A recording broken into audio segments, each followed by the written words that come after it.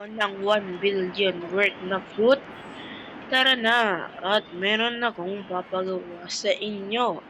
I-like nyo ang video na to at mag-comment kayo, Kuya Jay, peram tuloy. Kuya Jay, akin na po yung 1 billion na fruit.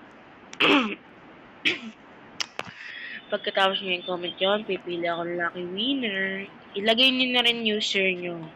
Tapos pag nakita nyo to, ang pangalan ko. Pag nakita nyo ang pangalan ko, ito. Yan. Pag nakita nyo yan, hindi siya Roxy Smith ha. Binago ko na sa Roxy Your Melody. Pag nakita nyo yan, yung pangalan ko sa mga ano nyo. It means, nanalo kayo. Tapos, pag online na ako, bumili kayo sa server. Yan tayo guys. So, mamimigay tayo ng isang lucky winner na magko-comment na Kuya Jay, akin na po yung 1 billion na fruit. Hindi ko kayo ini-scam ha. Hindi ako ganun ha. Nakita nyo naman sa videos ko. Scam ako. 1 billion. 1 billion.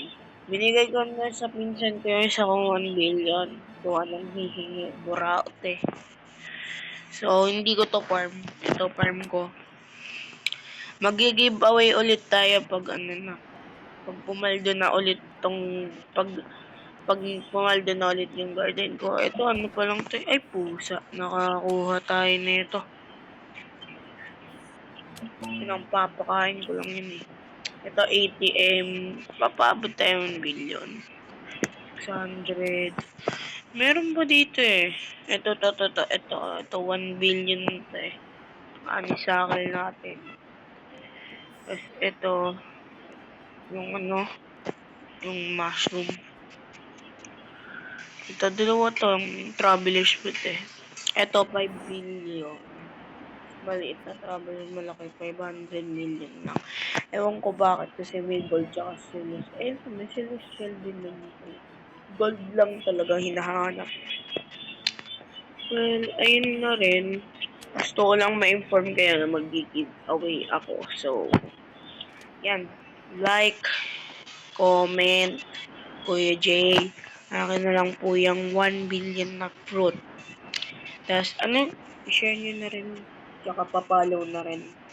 Mga followers ko lang to ibibigay ah. Sige. Thank you guys. Goodbye.